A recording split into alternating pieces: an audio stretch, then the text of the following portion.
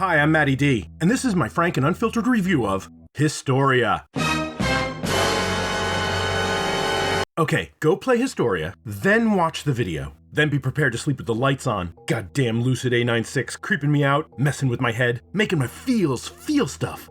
I have absolutely no idea how to review this, because anything I'm going to say about it is going to be a huge spoiler. They think I'm crazy. Seriously, I think I caught a little bit of the crazies playing this as my addled brain kept trying to piece together the story, the real story. It is not I who am crazy. And kept coming up short. It is I who am mad. The rabbit hole is way deep on this one.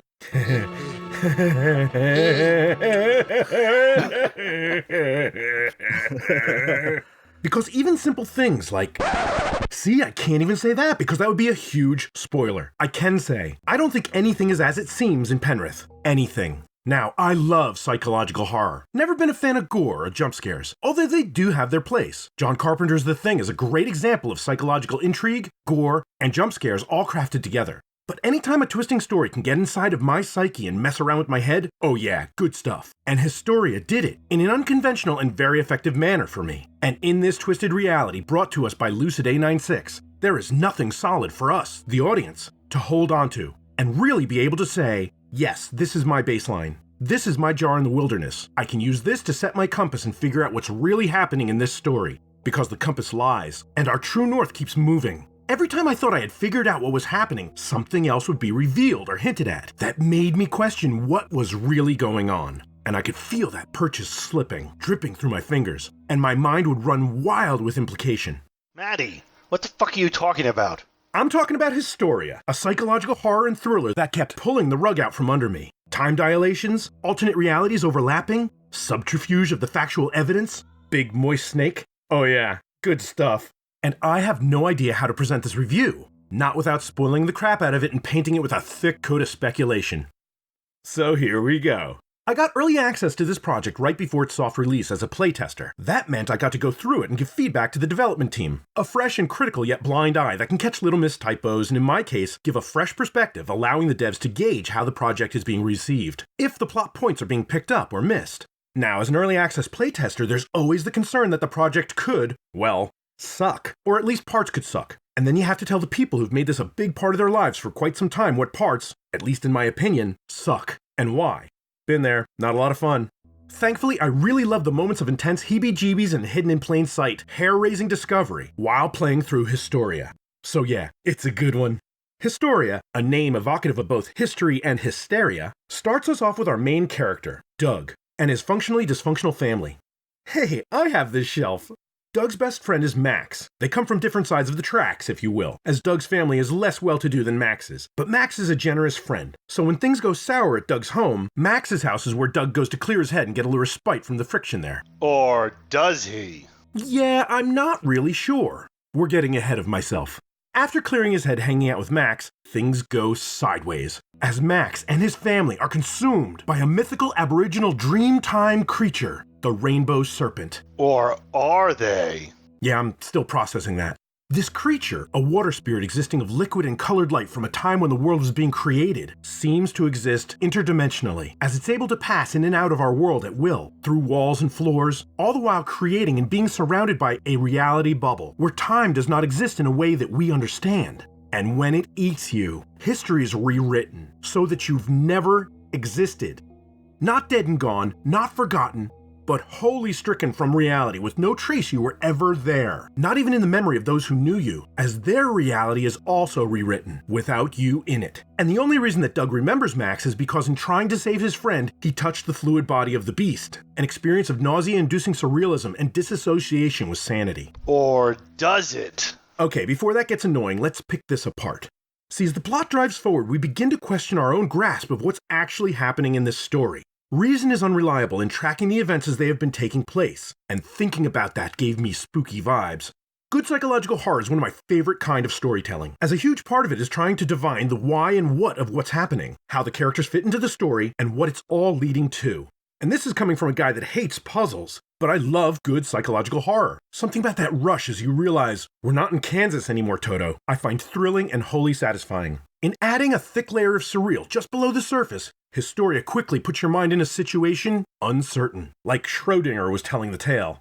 Historia is a tale where two realities exist simultaneously, and this box has no lid, which leaves you trying to conjure not just one storyline, but two, and you're never sure which parts are the real ones, and which parts are the delusions of the characters. The lines which separate often blur.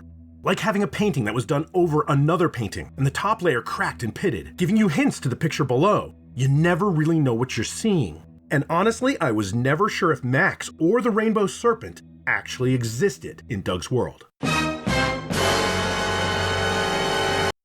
And then Doug meets Michelle, one of his sister's classmates, a strange girl who self-exiles from any of the social groups at school. See, crazy Michelle has seen the serpent too, and lost forever family to it, but also lost forever her innocence, because the monster under the bed is real.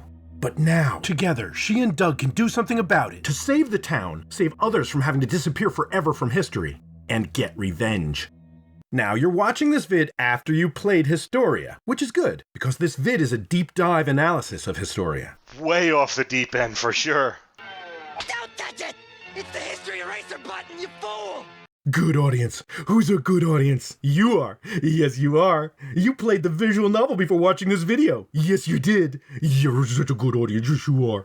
And you can't really take part in all that entails if you haven't experienced the game, right? But if you finished that game and didn't read the game's history while playing, then you need to stop watching and go play it again, right now, because the history text is hair-raisingly different than the game text. And if you miss that, you missed a big part of the game. All done replaying it? Cool. Here we go. That was wild, right? When I first saw the changed history, I got chills down my spine, and I wanted more of it. The alternate history text is an excellent feature, and the changes to the history did a great job of confusing us as to which one is the real reality. Or worse, are they both real? And I'm still not sure. This convention, one I've never seen done before, added a deep and intrinsic subtext of hints and clues as to the greater story and the depth of the insanity. Because much of the history text is so different than the game text, I found myself going back and forth from the game to the history every few lines. It was prevalent enough I didn't want to miss anything. I really liked this convention. So much so that I was disappointed when I looked at the history and it wasn't changed. Like, really disappointed. So I have to talk about my disappointment for a moment. As I said, because much of the history text is so different from the game text, I found myself going back and forth from the game to the history every few lines. And it did feel a little tedious at times when I had to go back so often and there was no change, because I was breaking myself out of the immersion. I liked the quick text glitches that cued me to look at the history, and I got excited when I saw them. Without them, I did miss some of the things that I didn't catch until my third playthrough. So if I got to suggest a change, it would be more cues as to when to look at the history, so the audience could keep immersed. But my big takeaway from the competing realities, the only thing I was sure of, Doug is not the most reliable witness. You think? And since we're seeing everything through his eyes, all of the happenings got deep scrutiny from me. At the very start of the game, Doug goes to Max's house. But in the history, he doesn't. Right. So, is the history the rewritten reality? Okay, Max was eaten by the Rainbow Serpent. When that happened, Max no longer existed. Ever. No history that there was ever any trace of a Max. But the history was different before Max got erased, and I was thinking that the history should not have changed until after that happened. Unless we as the audience are viewing these events in the past, like a live newscast that is watched a week later. The story appears to be in real time, but is actually over and done. In which case, Max was eaten before the game even started, and we're just playing catch-up. Or maybe we are watching in real time, but Max's fate is sealed, his path laid out, set by some ancient gods and unassailable by the illusion of free will, explaining why the history is already rewritten before the event. Or is Max a figment of Doug's imagination, his delusional mind? Is Doug nuttier than a fruitcake before even the first line scrolls across the screen? Are you nuts?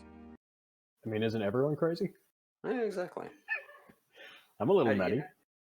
The glitched Max, which happens in both the new reality and the history text, does support a frayed reality delusion and Doug's very questionable sanity.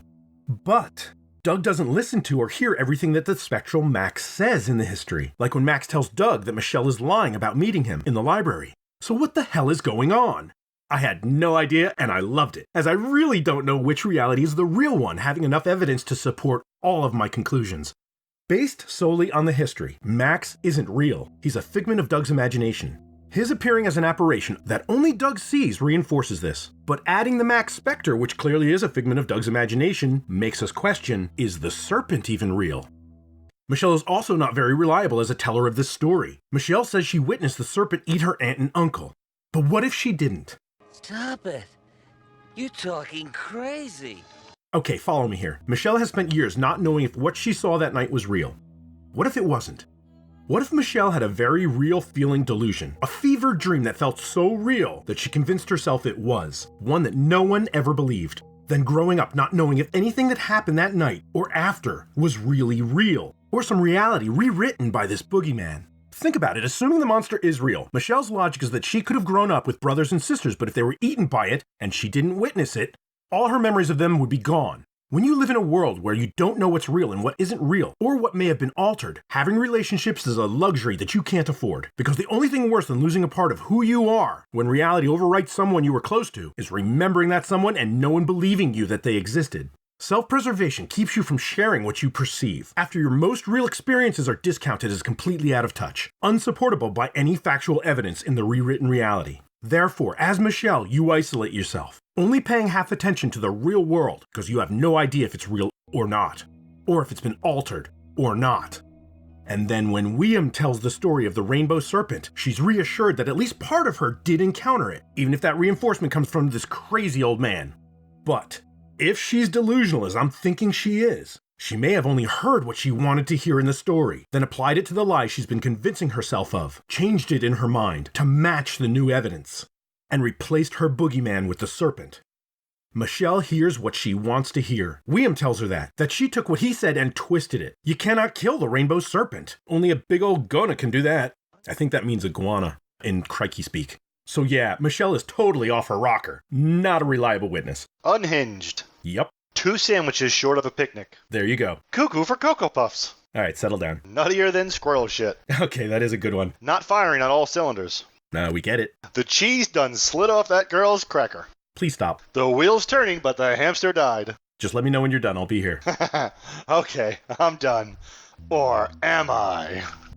But assuming that the serpent is real, Michelle is still just as fucking crazy. Nuttier than squirrel shit. No one believed her that she saw the rainbow serpent attack, or that she ever had an aunt or uncle. They were removed from ever existing. That means Michelle doesn't know what's real and what isn't. Her classmates, are they real? And even if they are real, there's no point in getting to know them or forging any bonds, as they can be easily deleted forever by the serpent. And then she meets crazy Doug. You poor crazy kid. And the two of them feeding off of each other, feeding each other's delusions like gasoline on a fire.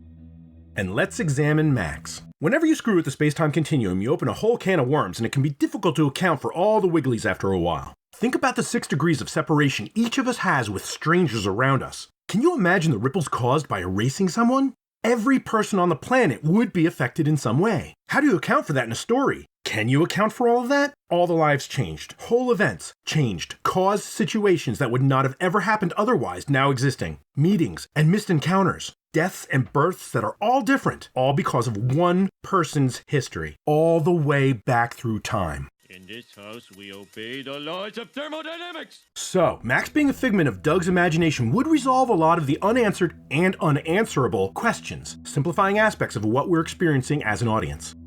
But what if he isn't? But let's come back to that. So Doug and Michelle have had enough of these damn snakes on this damn plane, to stretch a metaphor, and team up to kill the rainbow serpent. But Doug's motivation, ending the threat of the creature to keep his family and everyone in town safe from the beast, is not Michelle's motivation. Michelle simply wants revenge. Not even revenge for her aunt and uncle. Simply revenge against the creature that took her world away and spun her into this unreliable reality. And it doesn't matter how many casualties she causes or what means it takes to get to her goal. Michelle doesn't care who dies, and her zeal at taking on the serpent leaves a house burned down and all the people inside dead. And then Doug's sister, his anchor to all that's good in this world, becomes one of these casualties. Doug's family wants better for him. He's got a chance to leave the town and go to university somewhere to make a life for himself. Then the rainbow serpent happens, and Doug finds himself torn between two worlds. The old reality that seems imaginary, the one that stole Max from him, And the one he's seeing now is the new reality, the now reality, consisting of his mostly dysfunctional family, which kind of makes the old reality more attractive, not just because of the loss of Max. It was a better life back then. And understandably, Doug's little sister Natalia becomes very worried when he starts acting strange and hanging out with the class nutjob Michelle. And I can clearly see Michelle seeing Natalia as a threat to her plans, a wedge between her and Doug, and then, at the class excursion to the dam, approaching Natalia and saying to her, I need to tell you something about your brother. Then turning and walking away, and Natalia following out of concern for Doug, only to have Michelle suddenly turn, ambush, and push Natalia off the face of the dam. In Michelle's twisted mind, with Natalia out of the way, Doug will have no more distractions, and they can spend all of their time together, hunting and killing the rainbow serpent. But Doug also imagines this scenario too. And although he really wants to, he can't bring himself to kill Michelle for it. And the damn rainbow serpent chooses not to devour her, which would have erased Michelle, reversing the timeline and bringing Natalia back. Goddamn stupid rainbow asshole. Yeah, and why didn't the serpent eat Michelle? That would have been a great tie-up. That reason is undisclosed. To speculate some more, because that's pretty much what I'm doing this whole video, maybe because both Doug and Michelle touched the serpent, it can't eat them without erasing a part of itself. Some kind of Ouroboros scenario. Regardless, with Michelle abandoned by her one ally in this, without Doug, she goes nuclear. And in her twisted mind, she saves the 20,000 residents of Penrith by blowing up the dam. Yup, 20,000 dead and washed away by a sudden unstoppable wall of water as the dam let go. But at least not erased from history? Despite its outer limits sci-fi story, the characters of Historia are plausible and in many ways relatable, which gives a good grounding for the audience to connect to. I enjoyed the nicely crafted creep factor of the storytelling, especially the technical aspects of the scenes in the classroom where Doug seems to be tripping, and the game text versus history in the scene with Max and Doug in the bedroom after Natalia's death. The Max leans back.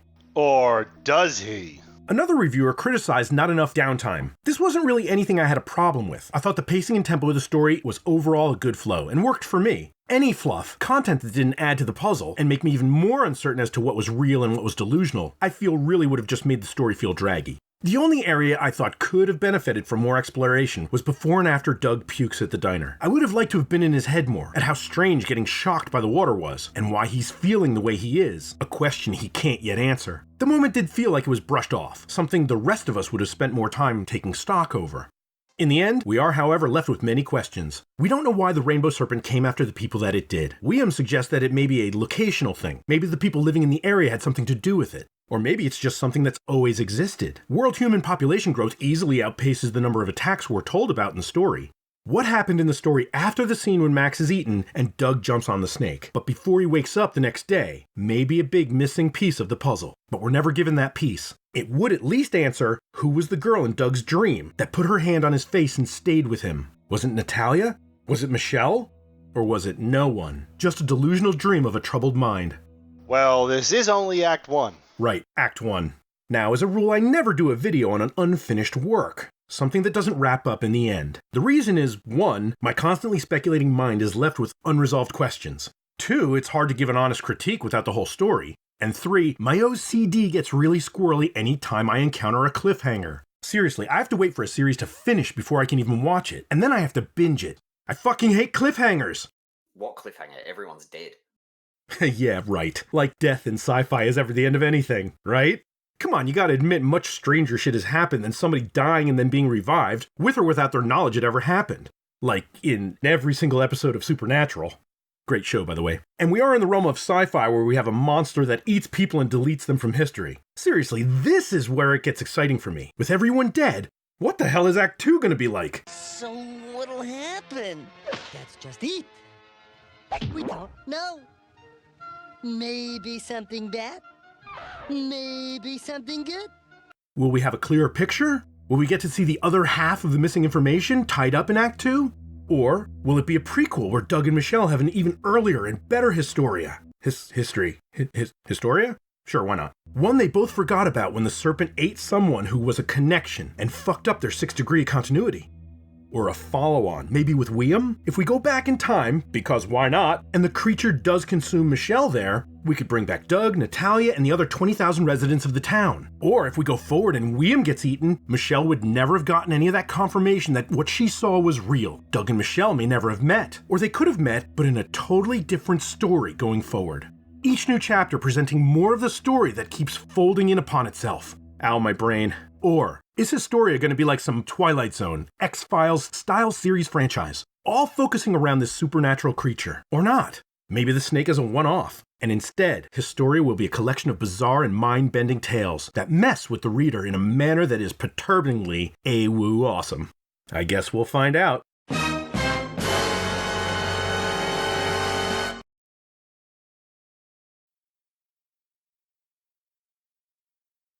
This is because I'm terrible at names. And thankfully, 4LS wasn't my name. Somebody else thought of that, which is good.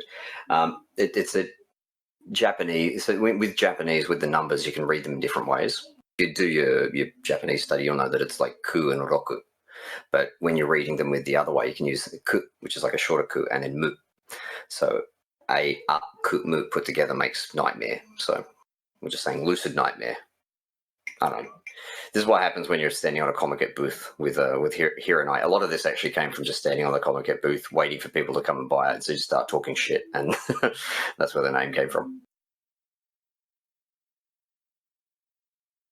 Yeah, so the scrambled history, that was something that I just wanted to do for one part, which was the initial part. I just wanted to sort of do a couple of things and remove parts.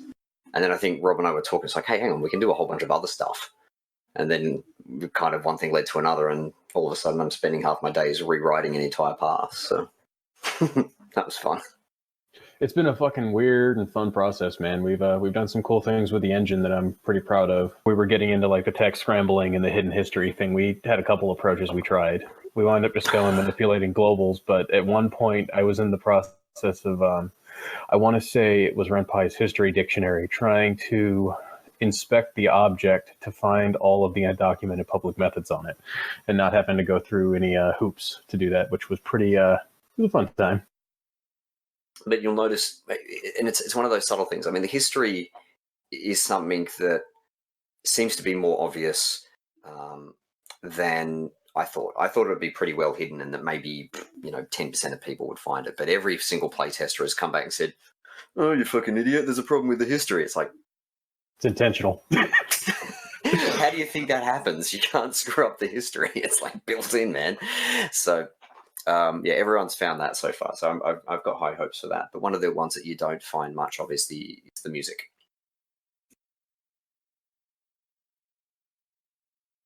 And there's at least 2 scenes, maybe 3, where if you listen to the music, it actually kind of builds as you read.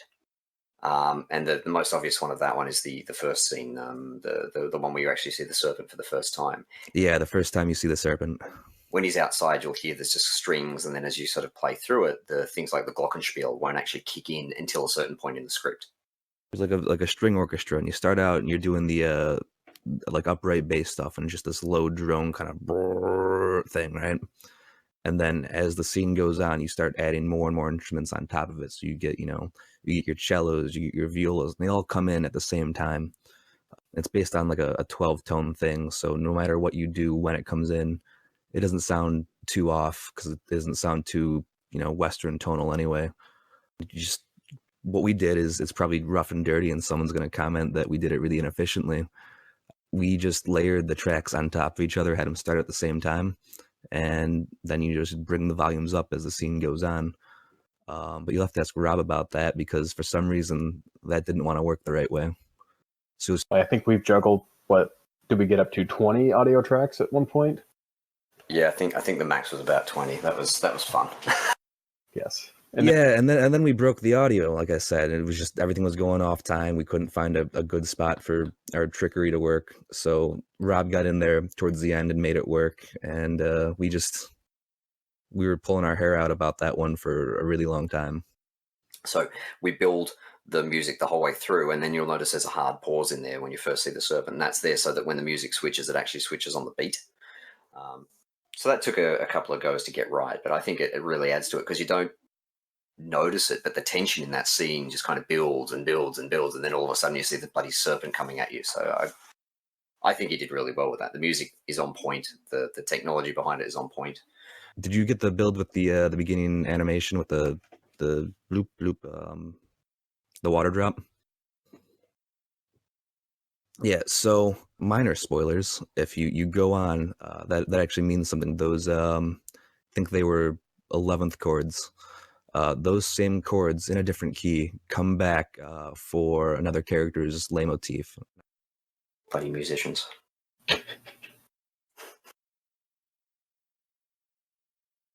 I got a bit bored, I guess, because I did the first path of writing, and then I did the sound. So there was a lot of time involved in doing the sound effects. But then, like most VNs, and you develop VNs, so you know this. A lot of the time is waiting for art because it takes longer. Everyone knows this. So I thought, I want to do something. I want to try and build up a bit of hype. I just want to have something going on. So I thought, why not do one of these cryptographic puzzles? And there's a name for it. I can't remember the name. Do you know, Rob? Do you know the names, like AGR or something? Oh, ARG. Yeah. Was it alternate reality game or something? Yep. So the whole puzzle thing is the sort of alternate reality game. It just want you to figure out what's going on. We have the whole story planned out, but as you know, we're releasing chapters episodically, whatever you want to call it. So we're doing that, but we've laid out basically the entire story in this alternate reality game. So if you go through and you find it, you'll find it.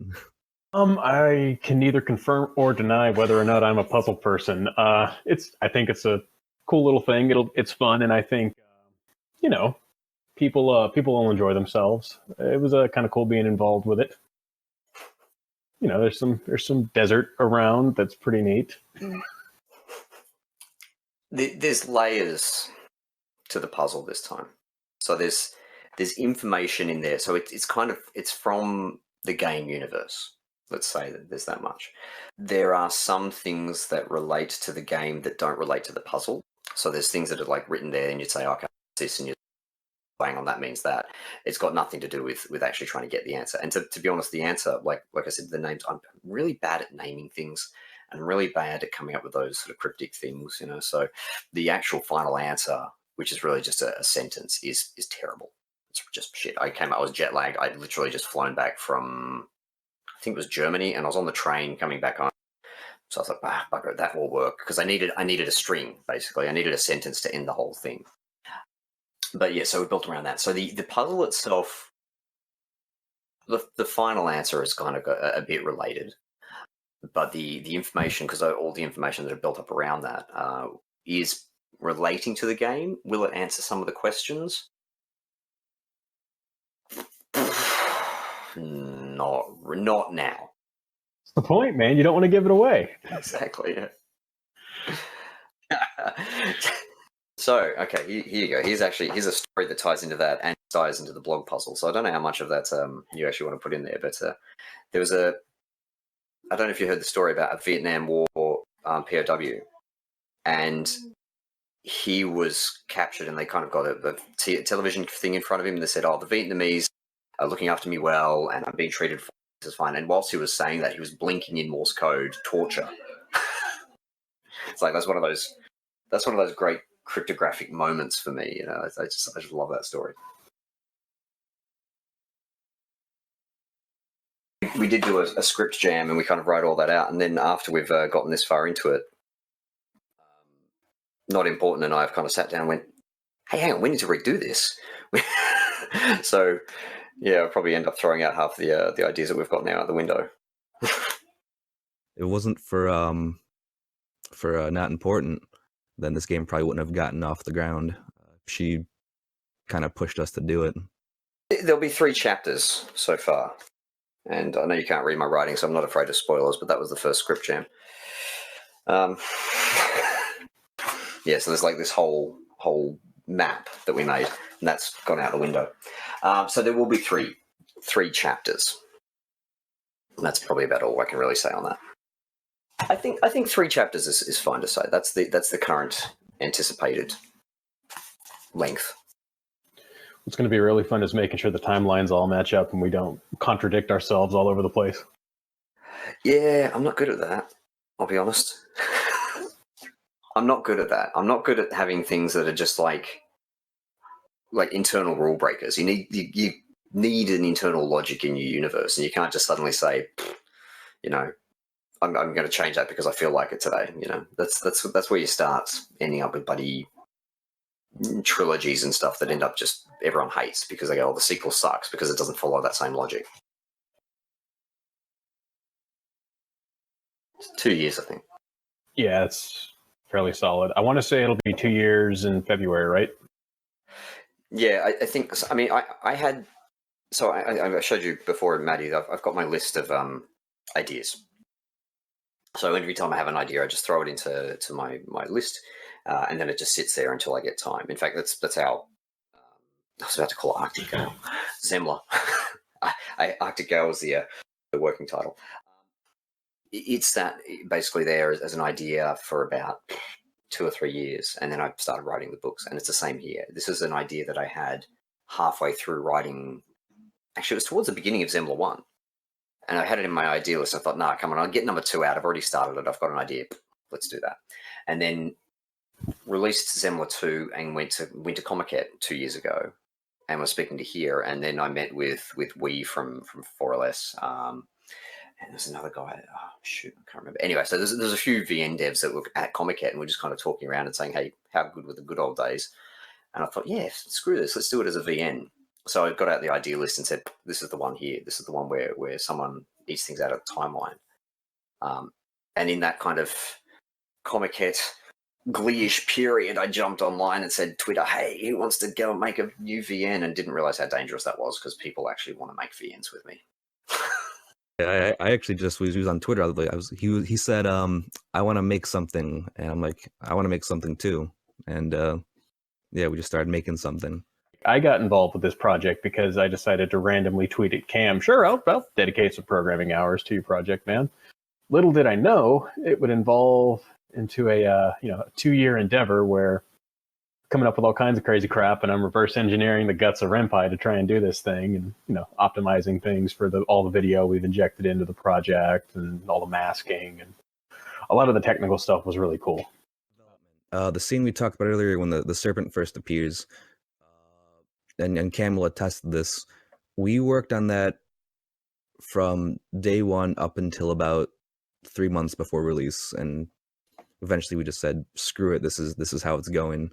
So we just couldn't stop touching. If you go through it, I'll find a screenshot of our Git. You will see, I think it's like D1S2. That's how we labeled the scenes. It just edits to that every time for like months on end. So yeah, scripting took about a year, I'd say, for the first act.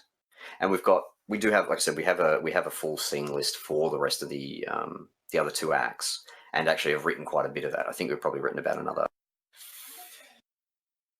45,000 words is the current thing, give or take. And I think we've probably got another 45,000 already written for the next 2 chapters.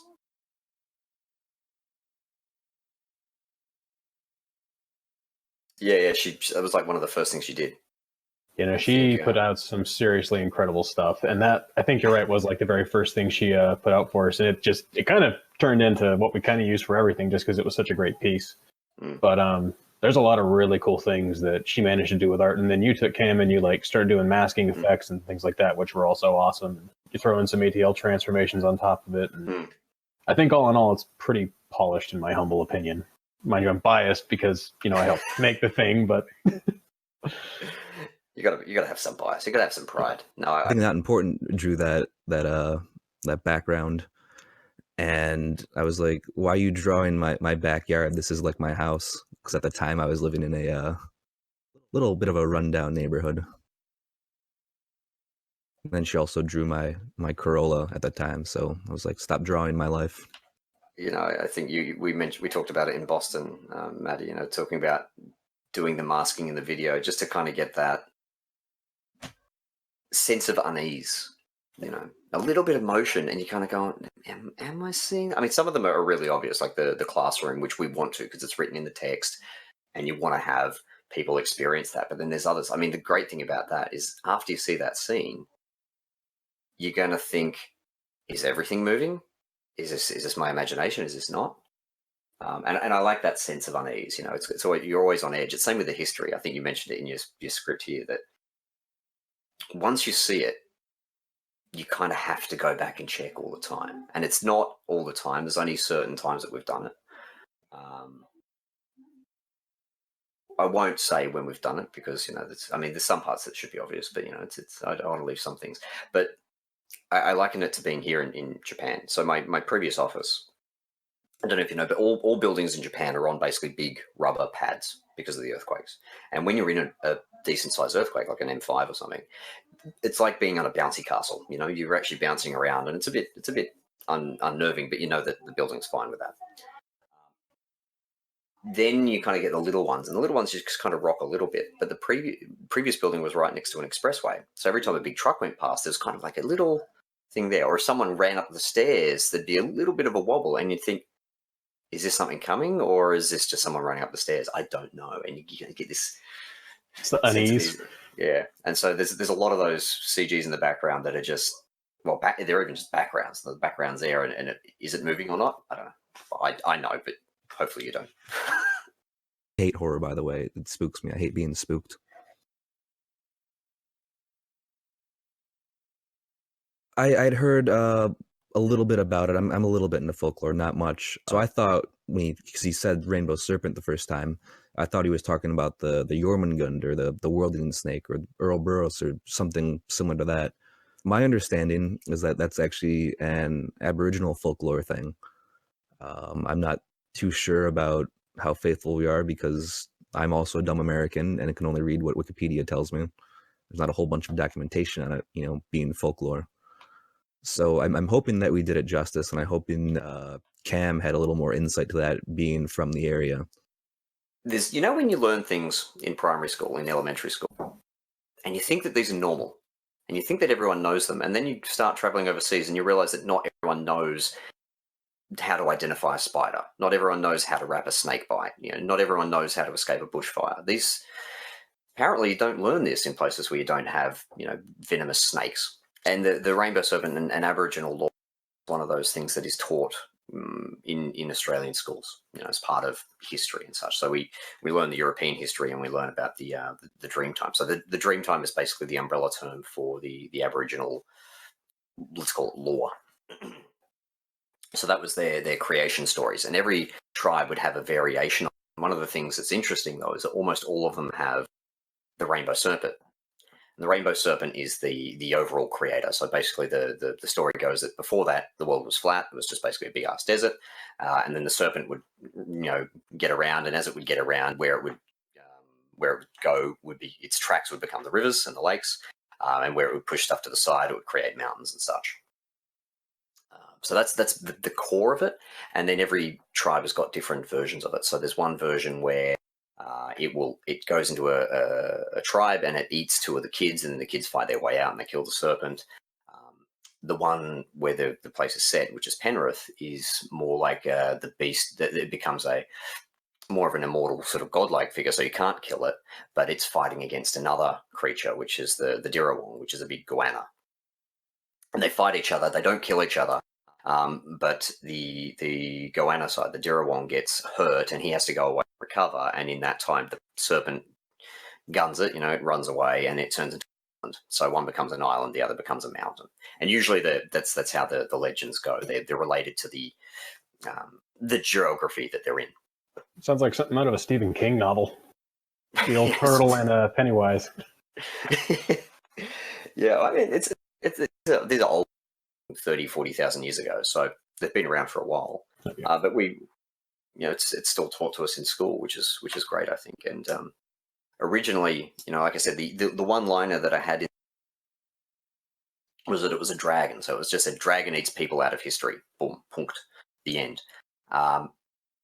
And I thought, well, hang on, I think again it was just at the Comic booth, and we're saying, hey, it should be something with a bit of background. It shouldn't just be an idea that kind of throws out there. You want to link it to something that's a bit real. And I thought, well, hang on, this is a story that not many people outside of Australia know about, but it is something that kind of gets drilled into us from an early age. So why not? Yeah. So that's why we set it in Australia. It also meant that I didn't have to learn American English in my typing, because that would be impossible.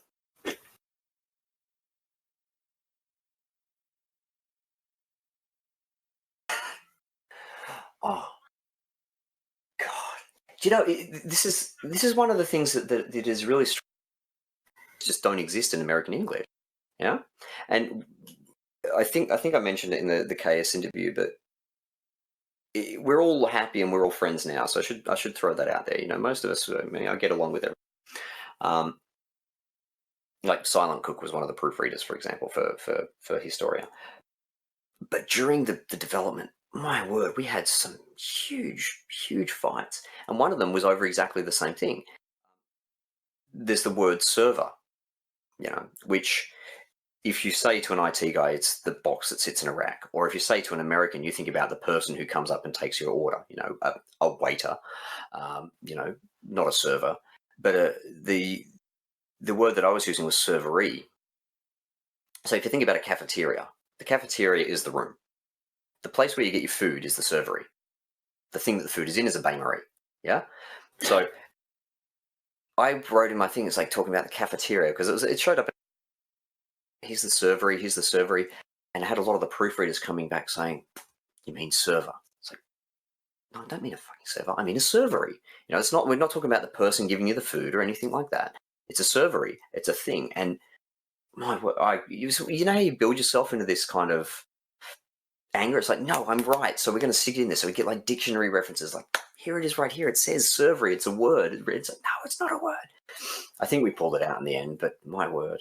And I didn't know that about balustrade. I thought that was again, it's like snake bites and bloody spider identification. Balustrade, it's a thing. Just deal with it. He says this to the two Americans in the room that have no idea what he's talking about. Yeah, exactly. There's a few regional things that, like, I've, oh god, I'm trying to think of, like, just from, like, the Deep South. Like, y'all is a common colloquialism down there that really doesn't translate very well to, like, the West Coast. I got so many fucking weird looks whenever I came out here as a kid, and I was like, what are y'all doing over there? And they're like, what the fuck is wrong? Are you impedimented? Do you not know how to talk?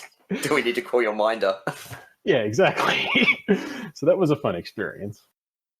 I understand that, but look, man, y'all is a thing. Y'all That's not even a word.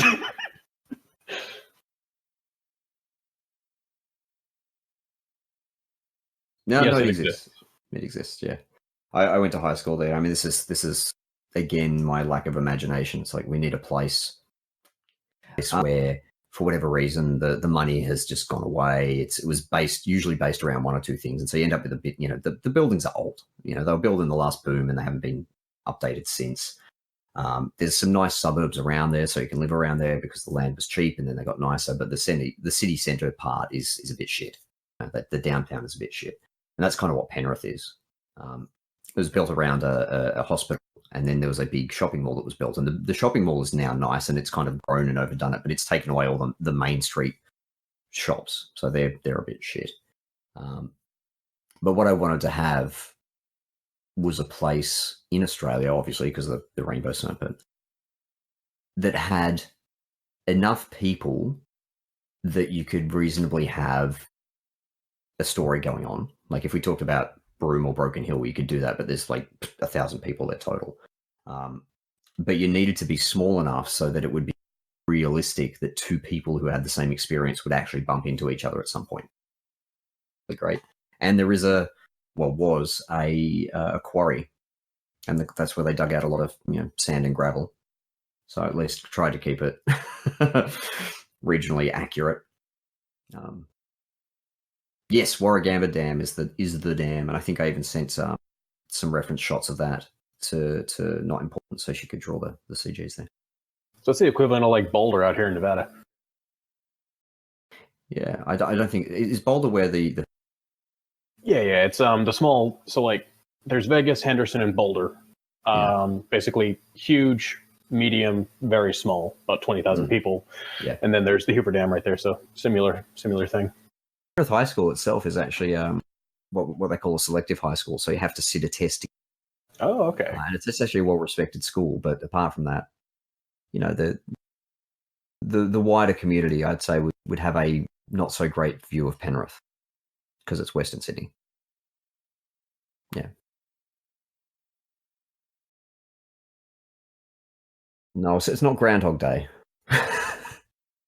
So there won't be a demo. We'll go straight into Act or Chapter 2, but there'll definitely be a puzzle building up to it. And I think probably, hopefully, if people sort of start talking about the first one, once they sort of crack it, then the second one will hopefully attract some more also. And we'll probably also drop it in and make it a bit more, let's call it in-universe relevant. Well, that's one of the things that's nice in a hobby project. You don't necessarily have to do it conventionally right, so long as it works. And it works performantly. Because, like, at least in the software engineering space, what we've done is not bad by any stretch of the imagination, but it's unregistered functions in the global namespace, and that works. But whenever you actually get into the raw bones of it, if you're developing a large-scale software project, traditionally you'd use dependency injection so you could unit test it, and then you would do a bunch of other mumbo-jumbo jargon that I'm realizing makes sense to no one except other software engineers. And, there's a lot more rigmarole involved of doing properly traditionally scalable software, whereas with a project like this, it's a video game, you're developing it as an isolated standalone product. As long as it works, it functions, and it doesn't bog down the user system, and it gives the user experience you want, no one really gives a crap what the code looks like. It could be a literal steaming turd. As long as it functioned, everyone would be fine. So that's another project, or another aspect of this project that's been kind of freeing and cool. To be honest, the flip side of that, though, is that I always have a fear every time I make a change, even if it's one word. It's like, we have to test the whole bloody thing again. Yeah. Just in case. The William character, I think we need to... sorry, I should say that. I have plans to do something different there. That's probably the one that worries me the most, is that, no one wants to see a hobo, regardless of how magical. That's probably the one that I'm worried about, an adverse reaction. But hopefully we'll when we close his arc, that might change. I think the one that sticks out to me is the history, like the way we changed the history. We got there in the end, so it doesn't notice. And I think, you mentioned we deliberately left it so that there's a bit of a clue, that there's something going on. And you go, hang on, what was that? And like you said, you go, hang on. You have that mind-blowing moment, which is, it worked out better. But originally I didn't want, it's like, no, I just want to have the text here and then the history here that's completely different. I know, Rob, you spent some time on trying to make that work. It didn't. I legitimately spent a week trying to diagnose and triage Renpe's history object just to get told that I don't have access to the globals that are required to make this work, because it's a class that's part of this other class in Renpe's internals that just decides to say, fuck you. At least in my research and my looking at the documentation. I may have missed something. That's completely possible, and I'm sure everyone will tell me how I'm a moron whenever this goes out. But that's all right. I look forward to being called a moron. Maybe we get someone on board that'll help us out and make us do even more stuff. Yeah. And we're going to have to do more of that in the second one. So that was dumb, because now I have to write probably 3 or 4 scripts. No, I think now probably 3 or 4, given what I want to do. Gotcha.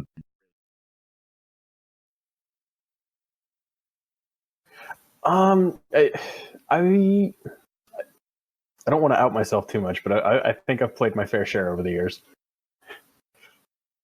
Other than KS, that one's got a special place in my heart, because whenever it dropped back in 2012, that was when I actually got first exposure to it. Big 4chan guy back in the day. But as far other than that one, because I think everyone agrees that one's pretty solid. Love at First Sight, which was Ray Kobayashi's work. I just love everything Ray does. So if you get the chance, you should check that out. It's not like very long or really hugely developed. It's a typical trope, but just the art style and the way he handles writing is pretty solid. I don't like visual novels. Mass Effect was my favorite visual novel.